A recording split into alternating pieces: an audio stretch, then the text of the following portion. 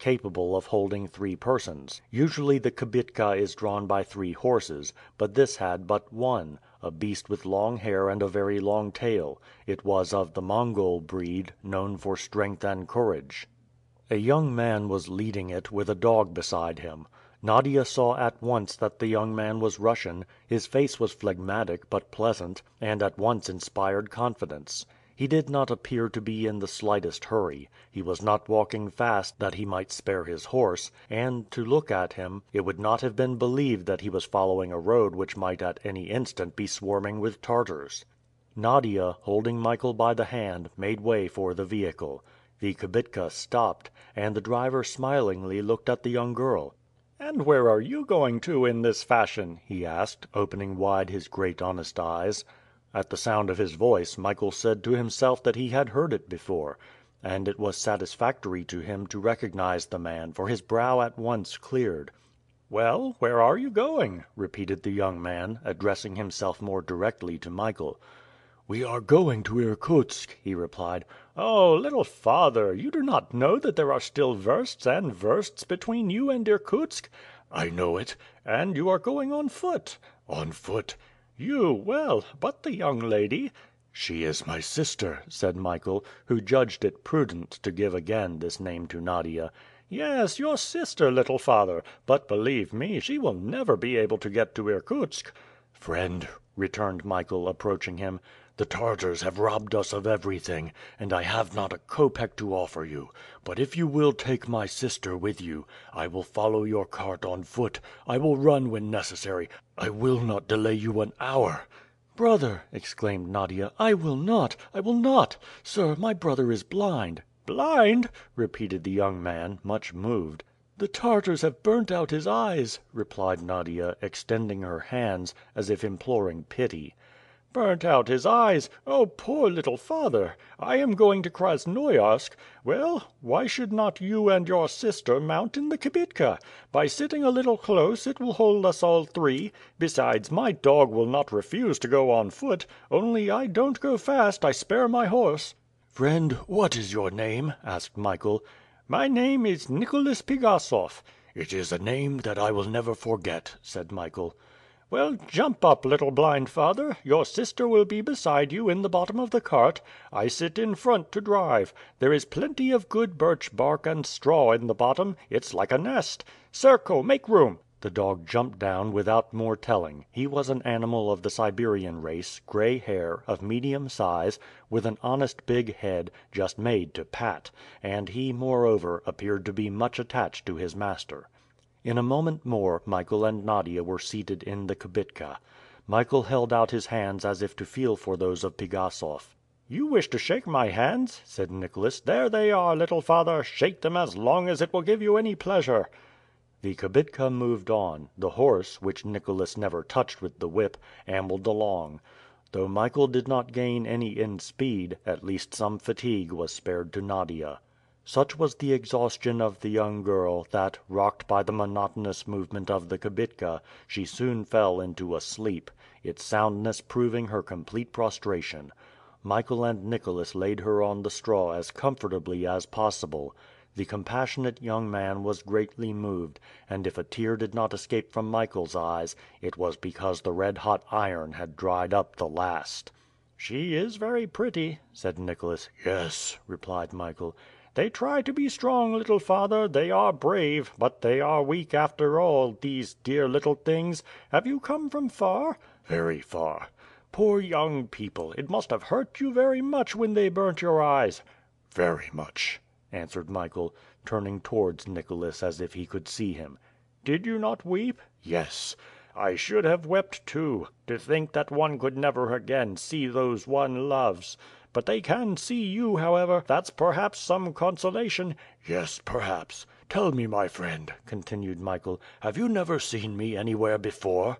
"You, little father? No, never." "The sound of your voice is not unknown to me." "Why," returned Nicholas smiling, "he knows the sound of my voice. Perhaps you ask me that to find out where I come from. I come from Kolyvan."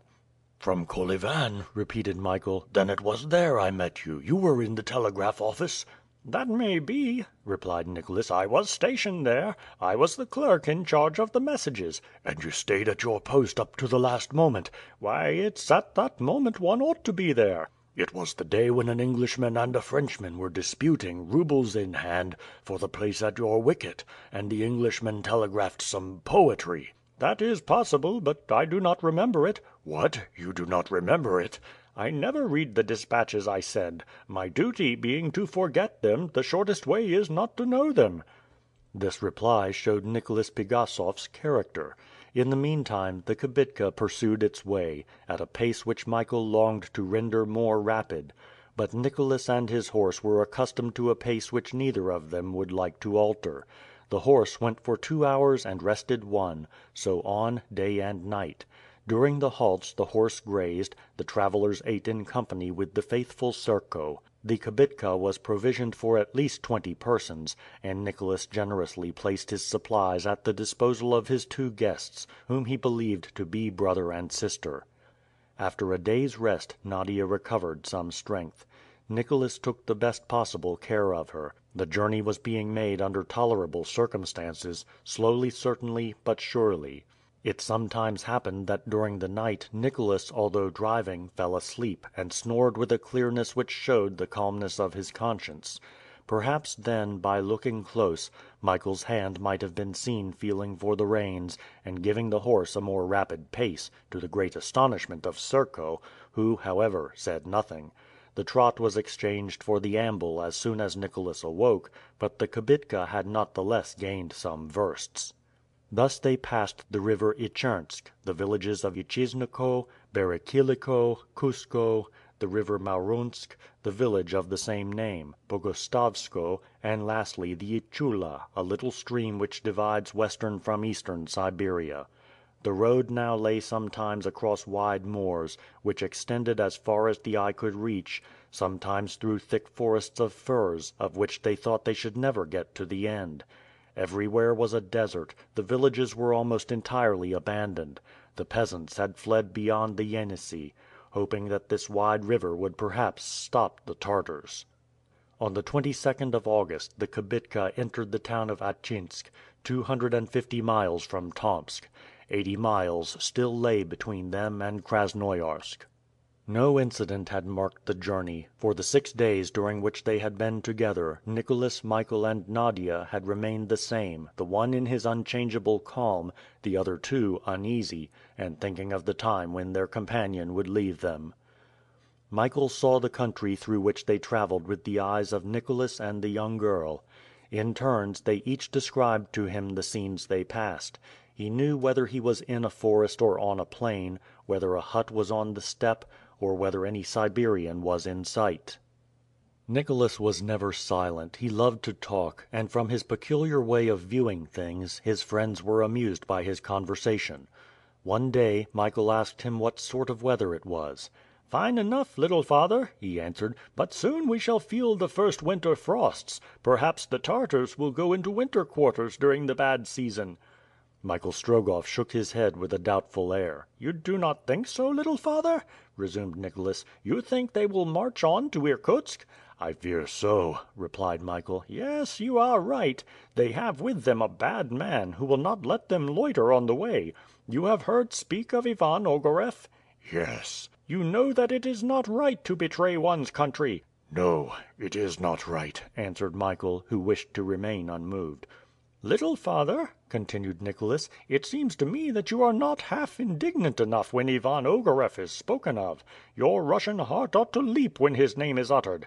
"Believe me, my friend, I hate him more than you can ever hate him," said Michael. "It is not possible," replied Nicholas. "No, it is not possible. When I think of Ivan Ogareff, of the harm which he is doing to our sacred Russia, I get into such a rage that if I could get hold of him."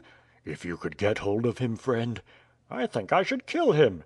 "And I am sure of it," returned Michael quickly. End of Book 2, Chapter 6.